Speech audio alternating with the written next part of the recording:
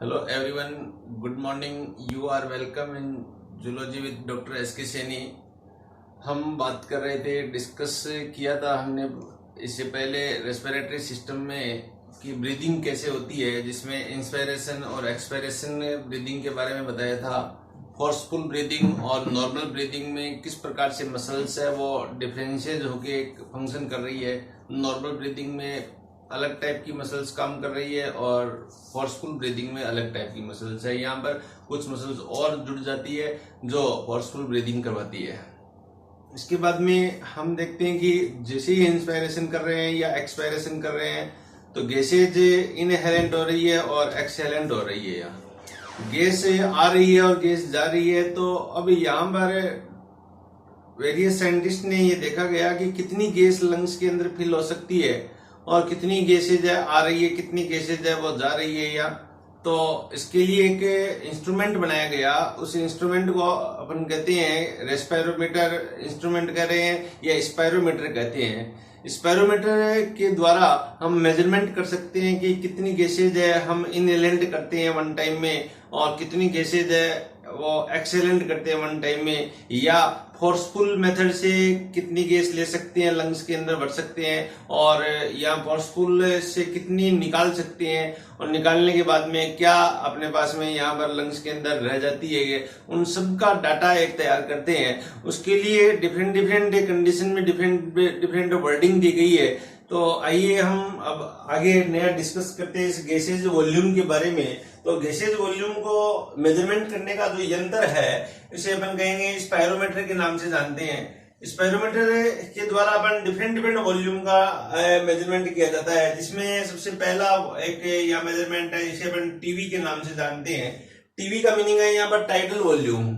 TV जो अपने पास में मैंने वर्ड काम में लिया है, इसका मीनिंग है यहाँ पर टाइडल वॉल्यूम, ज्वारीय आयतन जिसे कहते हैं। ज्वारीय आयतन का मीनिंग है कि नॉर्मल ब्रीदिंग जो अपन कर रहे हैं उसमें कितना श्वास अंदर ले रहे हैं, इंस्पायरेशन कर रहे हैं, और उसके बाद में कितना श्वास अपन बाहर निकाल रहे हैं। तो इसे अपन ज्वारीय आयतन या टीवी के नाम से जानते हैं या टीवी कहते हैं, टाइडल वॉल्यूम कहते हैं। तो ये वॉल्यूम है वो होता है यहाँ 500 ml होता है यहाँ। तो इंस्पायर करेंगे तो कितनी गैस लेंगे तो आपको कहोगे 500, और अपन एक्सपायर करेंगे तो कितनी गैस लेंगे तो भी अपन कहेंगे 500 ml गैसेज है। और रेस्पिरेटरी गैसेज और एनवायरमेंटल गैसेज है वो अपन एक्सेलेंट कर रहे हैं और इनहेलेंट कर रहे हैं यहाँ पर। तो इसका रेस्पिरेटोमीटर के द्वारा जो डाटा लिया गया 500 ml डाटा यहाँ पर मिला।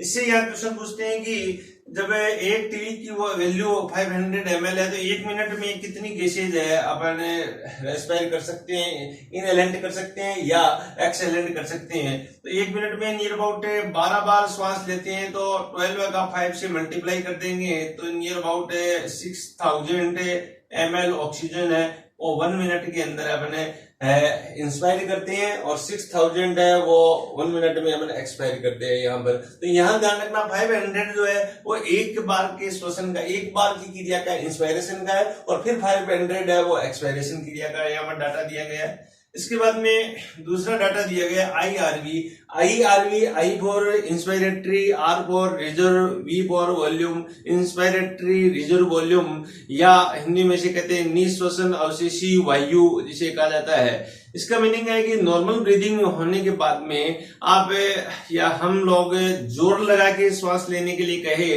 तो अपन जितनी ताकत लगा के और बाहरी वातावरणीय जो वायु है उसको फेफड़े के अंदर भर लेते हैं यहाँ पर, तो बलपूर्वक वायु या निश्वसन करते हैं या बलपूर्वक इंस्पायरेशन करने के पश्चात जो फेफड़े में वायु भरती है तो इस वॉल्यूम को अपन यदि मेजरमेंट करें स्पायरोमीटर के द्वारा तो ऐसे वॉल्यूम को अपन कहते हैं यहाँ पर IRV, इंस्पायरेटरी रिजर्व वॉल्यूम कहते हैं, जिसकी वैल्यू है वो देखी गई मैक्सिमम वैल्यू है वो 2500 से लेकर 3000 ml यहाँ गैसेज है वो फेफड़े में भर सकते हैं। कब? बलपूर्वक श्वसन के द्वारा।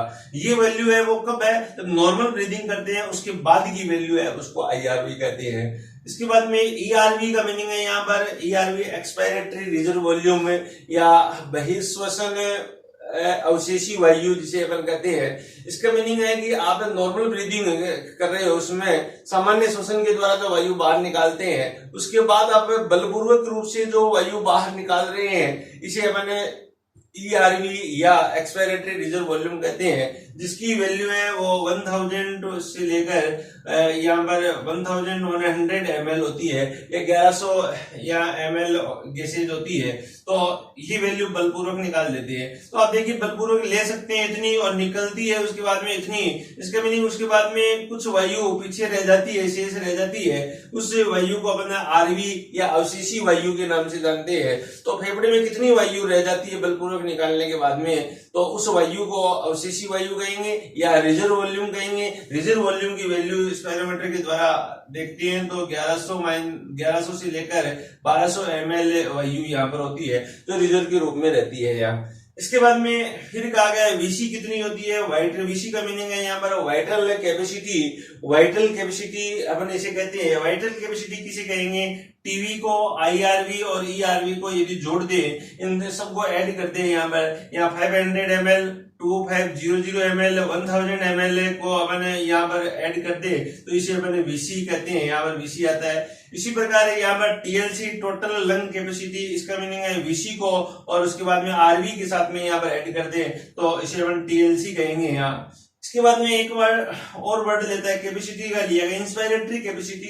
इंस्पायरेटरी कैपेसिटी का मीनिंग है कि सामान्य तरीके से ली गई वायु जिसे अपन टीवी कहते हैं और बलपूर्वक तरीके से ली गई वायु, इन दोनों को ऐड कर दे तो टोटल ये लंग की एक कैपेसिटी हो गई, इंस्पायरेटरी कैपेसिटी हो जाती है, इसे आईसी कहते हैं। तो टीवी प्लस आईआरवी, तो अपन एक डाटा ले 500 प्लस 2500, तो यहाँ पर आईसी हो जाएगा 3000 ml यहाँ पर गैसेज हो जाएगा। इसके बाद में ईसी का मीनिंग है यहाँ EC expiratory capacity. Expiratory capacity का मीनिंग है सामान्य तरीके से निकाली गई वायु है, नॉर्मल ब्रीदिंग से निकली गई वायु और बलपूर्वक तरीके से निकली गई वायु, दोनों को ऐड कर दे तो यहाँ पर एक्सपायरेटरी या ईसी कहेंगे इसे। तो टीवी प्लस ईआरवी दोनों को जोड़ दे तो इसे अपन ईसी कहेंगे। इसके बाद में एफआरसी फंक्शनल रेजिडुअल कैपेसिटी अपन कहेंगे। तो फंक्शनल रेजिडुअल कैपेसिटी का मीनिंग जो वायु यहाँ फंक्शन कर रही है तो उसे अपन फंक्शनल रेजिडुअल कैपेसिटी कहेंगे, जिसे ईआरवी और आरवी को आपस में जोड़ दे तो इसे अपन एफआरसी के नाम से जानते हैं। तो इस प्रकार से आप देख सकते हो कि डिफरेंट यहाँ पर तरीके से लंग की कैपेसिटी, जिसके अंदर अपन वायु को मेजरमेंट कर सकती है अलग अलग तरीके में कि एक सामान्य रूप से ब्रीथ कर रहे हैं या बलपूर्वक रूप से अपन ब्रीथ कर रहे हैं तो कितनी अपने लंग की कैपेसिटी है। तो इस प्रकार से ये आप समझा सकते हो लंग कैपेसिटी को, जिसमें रेस्पिरेटरी वॉल्यूम है उसको आप यहाँ पर डिस्क्राइब कर सकते हो। तो एक सिंपल तरीके से अपन देखें तो इसमें मेनली जो यहाँ जो तरीका होता है उसमें जो रेस्पिरेटरी वॉल्यूम होता है, ये वॉल्यूम है या 4 टाइप का होता है, जिसमें अपन एक वॉल्यूम होता है इसे अपन कहेंगे टीवी, दूसरे को अपन कहेंगे यहाँ पर आईआरवी, तीसरे को यहाँ पर कहेंगे यहाँ पर ईआरवी और चौथा वॉल्यूम यहाँ पर बना आरवी। मेन जो यहाँ वॉल्यूम बनता है 4 टाइप का बनता है, इसी में अमेंडमेंट या मॉडिफिकेशन होके फिर अन्य वॉल्यूम यहाँ बन जाता है। तो आप देखिएगा टीवी और जो आईआरवी है, टीवी और आईआरवी है, इसे आप कहोगे आईसी के नाम से जानते हो या, और इसके बाद में आप यहाँ पर कह सकते हो ईआरवी और आरवी है, इसे आप यहाँ पर एफआरसी के नाम से भी जानते हो। ये आप यहाँ पर कह सकते हो, ये एक डाटा आप लिख सकते हैं। इस प्रकार से दूसरा एक डाटा अपन लिख सकते हैं कि यहाँ पर जो TV plus IRV plus ERV है, इसे अपन वीसी के नाम से अपन जान सकते हैं यहाँ। इसी प्रकार जो वीसी है, ये वीसी और आरवी है, इसको अपन टीएलसी के नाम से भी जानते हैं, इसको आप टीएलसी भी कह सकते हो या। तो इस प्रकार से ये आपके पास में एक यहाँ पर डाटा आ गया। इसी प्रकार आप कह सकते हो कि टीवी प्लस ईआरवी जो डाटा है, एक डाटा और बनता है यहाँ, टीवी को अपन साथ में लेंगे और यहाँ पर ईआरवी को साथ में लेंगे यहाँ ईआरवी को, तो इसे अपन क्या कहेंगे आईसी कहेंगे यहाँ। तो आईसी यहाँ बन जाता है। तो एक जनरल आपके पास में ये 4 फॉर्मूले हो तो इनको आपस में ऐड करने से यहाँ जो कैपेसिटी बनती है तो डिफरेंट टाइप की बन सकती है। इसे अपन एक ग्राफ के द्वारा समझा सकती है। ग्राफ क्या कह रहा है, सामान्य रूप से ये 2 यहाँ स्टैंडर्ड लाइन ली गई है, जिसमें ये बताया गया है कि ये जो इस प्रकार से यहाँ पर ये ग्राफ ऊपर नीचे यहाँ हो रहा है इन दोनों लाइनों के बीच में, तो ये शो कर रहा है कि एक नॉर्मल ब्रीदिंग हो रही है। नॉर्मल ब्रीदिंग से यहाँ पर 500 ml है गैसेज है वो इंस्पायर हो रही है और 500 ml गैसेज है वो एक्सपायर हो रही है। इसे आप टीवी के नाम से जानोगे। तो ये टीवी, इसके बीच में दो लाइनों के बीच में, ये दोनों लाइनों इसके बीच में यहाँ पर ग्राफ जो अप एंड डाउन हो रहा है, तो ये वॉल्यूम शो कर रहा है, उसे टाइडल वॉल्यूम कहेंगे, जो रेस्पिरेटोमीटर के द्वारा यह मेजरमेंट कर सकते हैं। यदि आपको उस समय जब नॉर्मल ब्रीदिंग हो रही है उस समय कहेगी कि जोर लगा के श्वास लिया जाए, अपन बलपूर्वक या फोर्सफुल ब्रीदिंग करेंगे तो उस समय क्या करेगा, ये ग्राफ थोड़ा और ऊपर चला जाएगा। यहाँ पर ये क्या शो कर रहा है कि गैसेज और ज्यादा से ज्यादा भर ली है, तो इसे अपन IRV के नाम से जानते हैं। तो यहाँ तो इस सीमा तक यदि आता है, तो इस लिमिटेशन तक यहाँ पर आ रहा है, तो इसे कहेंगे IRV के द्वारा ब्रीदिंग हुई। तो अब इसे यहाँ पर ये टीवी है और ये यहाँ पर IRV है, दोनों को यहाँ मिला दें तो यहाँ पर IC इंस्पायरेटरी कैपेसिटी बन जाता है। इसी प्रकार यहाँ दूसरी साइड में अपन देखें कि ये टीवी या टाइडल वॉल्यूम हो रहा है और जोर लगा के निकालने के लिए आपको कहे तो यहाँ पर एक लिमिटेशन के तक यहाँ पर गैसेज निकलती है और इसे अपन ERV कहते हैं। ERV का डाटा आपको यहाँ पर बताया था। ERV कितनी निकल सकती है, तो नियर अबाउट यहाँ पर 1000 से लेकर या 1100 ml तक के गैसेज यहाँ निकलती है, ये ERV है। और अभी इस ERV और टीवी को दोनों को जोड़ दें यहाँ पर, तो इसे EC के नाम से जानते हैं। तो ये बन जाता है यहाँ पर EC बन जाता है, या किसको, इसको और इसको दोनों को जोड़ दें, यहाँ इंस्पायरेटरी कैपेसिटी बन जाता है। इसी प्रकार आप देखें यहाँ पर, तो ये टीवी और RV आपस में इसे जोड़ दें तो इसे FRC के नाम से भी जानते हैं इसे। तो ये FRC यहाँ पर इसको ERV और RV को दोनों को जोड़ दिया, ऐड कर दिया, तो इसे FRC कहेंगे। तो इस प्रकार से कहीं पर से एक ग्राफ बनाया जाए तो ग्राफ के द्वारा रिप्रेजेंट कर सकते हैं कि किस प्रकार से इंस्पायरेटरी वॉल्यूम और एक्सपायरेटरी वॉल्यूम है या लंग की कैपेसिटी क्या है, इसको अपन यहाँ सिंबॉलिक रूप से प्रदर्शित कर सकते हैं। तो एक ग्राफिकल रिप्रेजेंटेशन में क्वेश्चन इसका नीट के अंदर अक्सर आता है और इसमें कहीं से भी आपसे पूछ सकता है कि डाटा देके पूछ सकता है कि कौन सा डाटा में कौन सा वॉल्यूम है वो यहाँ शो कर रहा है। तो ये एक यहाँ इंपॉर्टेंट क्वेश्चन यहाँ बनता है। तो ये बात आपकी यहाँ समझ में आई होगी कि रेस्पिरेटरी वॉल्यूम है वो किस प्रकार से यहाँ पर कार्य करता है। इसके बाद में बात आती है कि जब रेस्पिरेटरी वॉल्यूम का अपने को रेस्पिरोमीटर के द्वारा पता चल गया है या, तो इससे अपन क्लिनिकल असाइनमेंट अपन देख सकते हैं। यदि कोई पर्सन अस्थमा का पेशेंट है या एलर्जी का पेशेंट है तो उसके अंदर लंग की कैपेसिटी है वो इंस्पायरेटरी जो कैपेसिटी है या एक्सपायरेटरी कैपेसिटी है वो यहाँ पर डिक्रीज हो जाती है और ब्रीदिंग है वो फास्ट होती है। तो अपन इससे कैपेसिटी के द्वारा क्लिनिकल सिम्टम्स निकल जाते हैं और विभिन्न जांच से विभिन्न रोग के डायग्नोसिस में ये कैपेसिटी है वो हेल्पफुल है। तो यहाँ पर ये बात आपके समझ में आई होगी। इसके बाद में हम अगला जो टॉपिक इसके अंदर आता है वो आता है यहाँ exchange of respiratory gases. Exchange of respiratory gases. Exchange of respiratory gases एक इंपॉर्टेंट टॉपिक यहाँ बनता है जिसमें रेस्पिरेटरी गैसेज का मीनिंग है यहाँ पर कार्बन डाइऑक्साइड और ऑक्सीजन, ये दो गैसेज है जिनका ब्लड के अंदर बॉडी के अंदर एक्सचेंज होता है one place to another place है। तो ये जो चेंजेज होता है ये पार्शियल प्रेशर के द्वारा होता है। तो इसे अपन PO2 और PCO2 के नाम से पार्शियल प्रेशर को PO2 का meaning partial pressure of oxygen, PCO2 का मीनिंग यहाँ पर partial pressure of carbon dioxide कहते हैं यहाँ। तो ये एक पार्शियल प्रेशर है। तो केमिस्ट्री के लॉ के अकॉर्डिंग गैसेज है वो हमेशा हाई प्रेशर से लेकर हाई पार्शियल प्रेशर है यहां से लो पार्शियल प्रेशर की ओर है वो डिफ्यूज होती है। डिफ्यूजन की मेथड से गैसें आगे यहाँ पर ट्रांसफर होती है तो ये डिफ्यूज होगी यहाँ। तो इस प्रकार से अपन कह सकते हैं प्रेशर बनता है। ये प्रेशर डिफरेंट पार्ट में डिफरेंट यहाँ पर होता है बॉडी के अंदर। एनवायरमेंटल गैसेज प्रेशर की बात करें तो टोटल गैसेज का जो प्रेशर है, टोटल जो गैसेज है एनवायरमेंट के अंदर, इसका जो प्रेशर है इसको अपन कह सकते हैं 760 mmHg यहाँ पर होता है। अब इसमें आपको कहे कि ऑक्सीजन का प्रेशर कितना है, PO2 pressure of oxygen in environment है। तो इसमें यहाँ पर ऑक्सीजन का लेवल होता है नियर अबाउट 20.6% यहाँ पर ऑक्सीजन है। इसको अपन राउंड फिगर में 21% यदि मान लें और इसका यहाँ पर परसेंटेज निकालें तो यहाँ आप देखिएगा मल्टीप्लाई करें यहाँ 100 से तो यह डाटा नियर अबाउट 159.6 mmHg ये प्रेशर आता है। ये एनवायरमेंटल है, ऑक्सीजन का प्रेशर यहाँ पर अपन कैलकुलेट कर सकते हैं। ऐसे ही आप कह सकते हैं कि PCO2 का जो प्रेशर है वो एनवायरमेंट में PCO2 0.03% यहाँ पर होती है, तो इसका प्रेशर अपन यदि निकाले 0.03% है, इसको यहाँ पर डिवाइड करें 760 मल्टीप्लाई 100, तो यहाँ पर 0.3 mmHg प्रेशर है वो कार्बन डाइऑक्साइड का आएगा। या एनवायरमेंटल कार्बन डाइऑक्साइड प्रेशर आपके पास में ये होगा, एनवायरमेंटल ऑक्सीजन पार्शियल प्रेशर आपके पास में 159.6 होगा।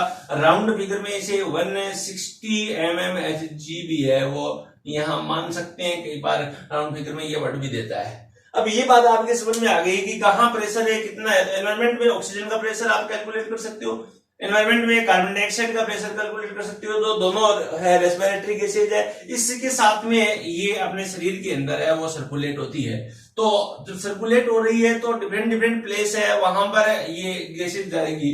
तो मेनली जो प्लेसेज होता है तो आप कह सकते हो टेबल के द्वारा इसे समझा सकते हैं। तो आप यहाँ पर अपन कह सकते हैं कि रेस्पिरेटरी गैसेज एक नाम लेंगे यहाँ पर।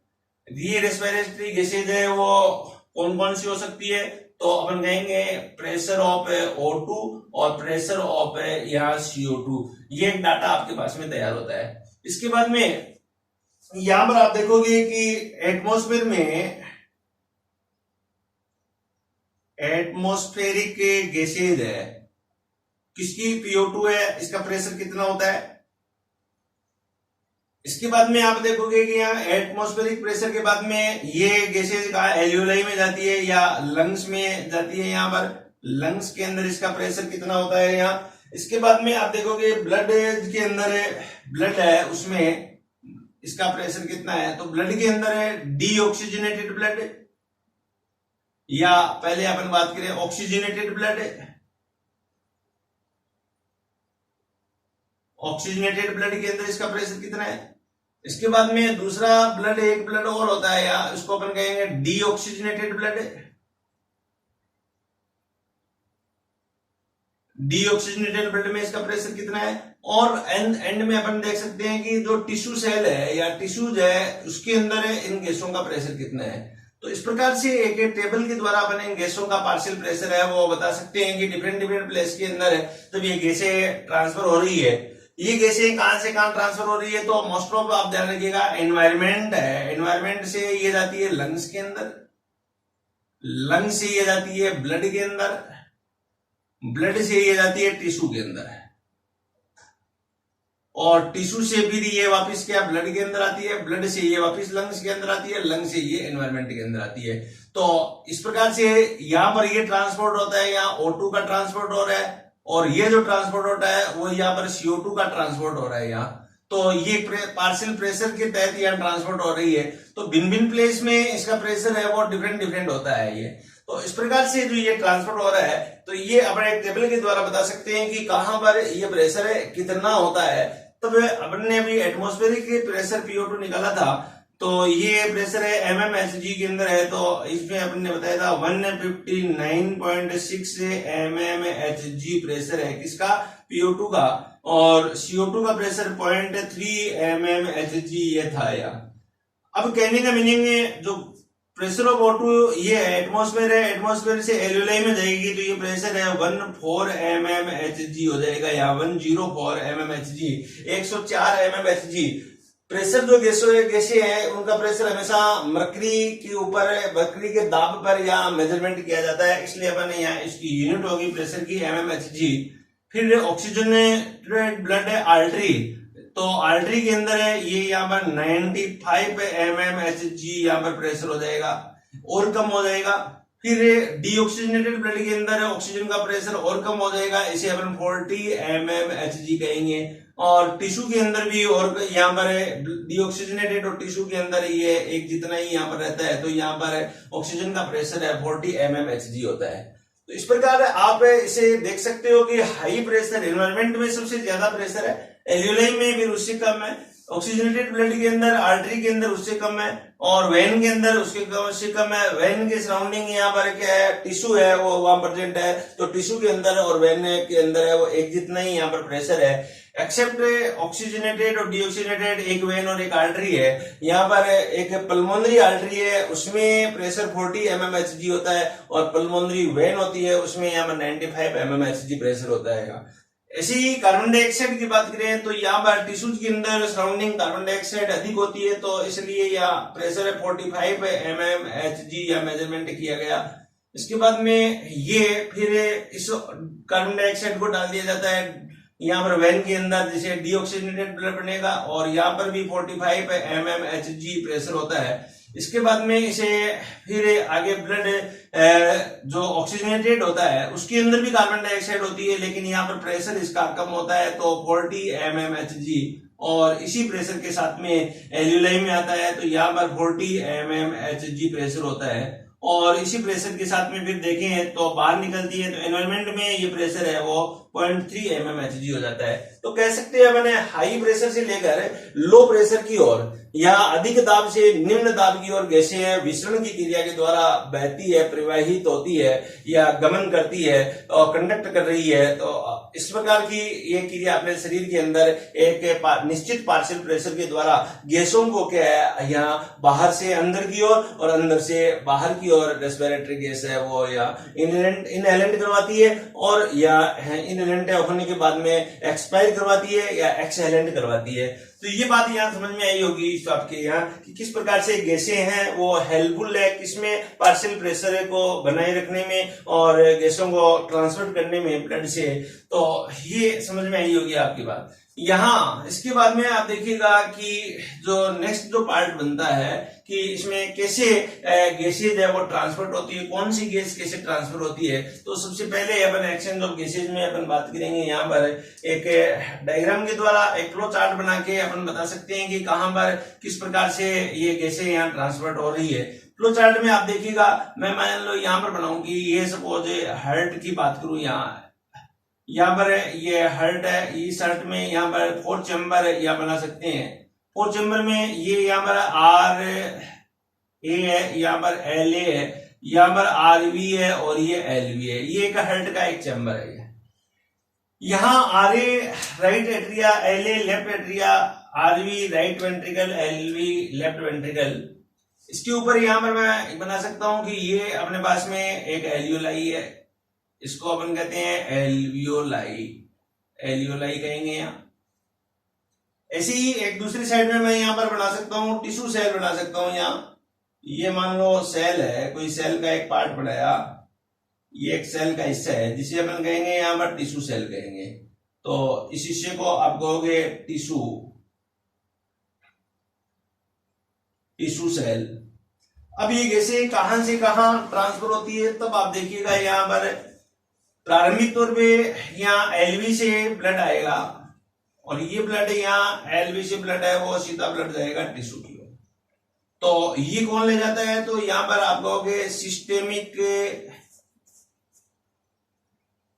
आर्टरी होती है। ये ऑक्सीजनेटेड ब्लड है, ऑक्सीजनेटेड ब्लड को यहाँ पर ट्रांसफर कर रही है। ऑक्सीजनेटेड ब्लड जो ट्रांसफर कर रही है तो इसके अंदर यहाँ पर प्रेशर कितना होता है ऑक्सीजनेटेड ब्लड के अंदर, तब मैंने कहा यहाँ PO2 है वो PO2 है वो हायर है और PO2 हायर है और PCO2 है यहाँ पर लेस है ऑक्सीजनेटेड ब्लड के अंदर। यहाँ हायर है कितना है, प्रेशर कितना है यहाँ पर, तो आप कहोगे 95 mmHg और PCO2 का प्रेशर यहाँ पर होगा 40 mmHg। तो 95 और 40 mmHg यहाँ प्रेशर है, ये यहाँ बनता है। अब इसके बाद में आप देखोगे ये ऑक्सीजन है वो यहाँ जो ऑक्सीजन है ये ऑक्सीजन यहाँ पर दे दी जाएगी, इन टिश्यूज को दे दी जाएगी और इससे भी देखिएगा यहाँ जुड़ेगी क्या, एक दूसरी जो वैन जुड़ेगी। ये वैन यहाँ पर आगे चल के इसके साथ में यहाँ कनेक्ट हो जाएगी और आरए के अंदर यहाँ पर जाती है यहाँ। तो यहाँ ये जो सर्किट बनता है इसको अपन कहेंगे यहाँ सिस्टेमिक वैन के नाम से, सिस्टेमिक वैन अपन कहेंगे। इस सिस्टेमिक वैन के अंदर जो अपन कहेंगे PO2 है वो यहाँ लो होती है और PCO2 यहाँ पर हायर होती है यहाँ। तो प्रेशर ऑफ ऑक्सीजन इसके अंदर 40 mmHg और प्रेशर ऑफ कार्बन डाइऑक्साइड इसके अंदर है वो 45 mmHg होगा। 45 mmHg इस प्रेशर है वो हमेशा आपको बताया कि मरकरी के ऊपर है, वो मेजरमेंट करते हैं। इसी प्रेशर से आरए के अंदर आती है, ये प्रेशर यहाँ पर आरवी के अंदर होगा, आरवी से फिर यहाँ गैसेज ये बाहर निकलेगी और ये फिर इस प्रकार से ये यहाँ एल्यूलाई के अंदर आती है। एल्यूलाई में यहाँ पर प्रवेश करती है तो एक यहाँ आर्टरी जुड़ती है, इस आर्टरी को अपन कहेंगे पल्मोनरी आर्टरी। पल्मोनरी आर्टरी कहेंगे। पल्मोनरी आर्टरी में प्रेशर इतना ही होता है यहाँ, तो O2 PO2 का प्रेशर है पल्मोनरी आर्टरी के अंदर है 40 mmHg और PCO2 का प्रेशर है इसके अंदर 45 mmHg होता है यहाँ। तो क्योंकि इसमें डीऑक्सीजनेटेड ब्लड है, जैसे यहाँ एल्यूलाई के पास में यहाँ पर ये ब्लड आता है तो एल्यूलाई में ध्यान रखना PO2 है वो एल्यूलाई में 14 mmHg और PCO2 एल्यूलाई में यहाँ पर 40 mmHg होगा। तो mmHg होगा, क्यों होगा? क्योंकि इसमें ऑक्सीजन डायरेक्ट यहाँ ज्यादा आ रही है और कार्बन डाइऑक्साइड यहाँ पर है वो कम हो जाती है ऑक्सीजन ज्यादा होने के कारण, तो यहाँ ये प्रेशर होगा। इसके साथ में फिर यहाँ से जो ब्लड निकलेगा वो LA के अंदर रहेगा, इसको अपन कहेंगे पल्मोनरी वेन कहेंगे। और पल्मोनरी वेन में PO2 है वो मोर होता है और PCO2 है वो लेस होता है यहाँ, तो मोर होगा तो कितना होगा यहाँ पर, यहाँ फिर 95 mmHg और 40 mmHg के अपन प्रेशर के साथ में बात कर सकते हैं। तो ये प्रेशर यहाँ उपस्थित होता है। इस प्रकार से एक सर्किट बनता है, इस सर्किट के द्वारा अपन बता सकते हैं कि गैसेज है वो कहां से, लंग से या वापिस हर्ट से या टिश्यूज के अंदर, टिश्यूज से वापिस यहाँ पर राइट पार्ट ऑफ हर्ट है और राइट पार्ट ऑफ हर्ट से यहाँ पर alveoli of the lungs, alveoli of lungs to the left part of the heart like left atria to left ventricle, then systemic artery to tissues, then the blood enter into the systemic vein, then blood goes into the right part of the heart like right atria to right ventricle, then blood circulate by pulmonary artery to the alveoli। तो इस प्रकार से ये यहाँ पर circulate हो रहा है और कंटिन्यू ये अपने बाद में ये सर्किट जारी रहता है और एक निश्चित प्रेशर के साथ में ऑक्सीजन और कार्बन डाइऑक्साइड है वो सर्कुलेट होती रहती है। तो ये बात आपके यहाँ समझ में आई है कि इस प्रकार से अपने अंदर एक निश्चित प्रेशर के साथ में गैसें शरीर में प्रवाहित होती है और एक सर्किट बनता है। इस सर्किट को अपन इस वेन और आर्टरी के द्वारा समझा सकते हैं। तो यहाँ पर आपसे क्वेश्चन पूछ सकते हैं कि पल्मोनरी वेन के अंदर O2 का प्रेशर और कार्बन डाइऑक्साइड का प्रेशर कितना होता है, पल्मोनरी आर्टरी में कितना प्रेशर होता है, राइट एट्रिया में O2 और PO2 और PCO2 का प्रेशर कितना होता है, राइट वेंट्रिकल में ये प्रेशर कितना होता है। तो यहाँ कोई भी क्वेश्चन इससे पूछ सकते हैं। तो आपको सर्किट यदि समझ में आ गया तो आप इसका आंसर दे पाओगे। तो यहाँ मैं समझता हूं तो ये टॉपिक आपके बहुत अच्छे से समझ में आया होगा। आप इस वीडियो को ज्यादा से ज्यादा लाइक करें, शेयर करें, सब्सक्राइब करें। बाकी आगे की चीज हम आगे नेक्स्ट वीडियो में लेंगे। जो इंपॉर्टेंट चीज आएगी जिसमें गैसेज का ट्रांसपोर्टेशन आएगा, O2 का ट्रांसपोर्टेशन कैसे होता है और CO2 का ट्रांसपोर्टेशन कैसे होता है, कैसे डिसएसोसिएशन कर्व बनता है, कौन कौन सी वो कंडीशन है जिससे ऑक्सीजन बाइंड होती है हीमोग्लोबिन के साथ में और कौन सी वो कंडीशन है जिससे ऑक्सीजन ब्रेकडाउन होती है हीमोग्लोबिन से। Thank you very much.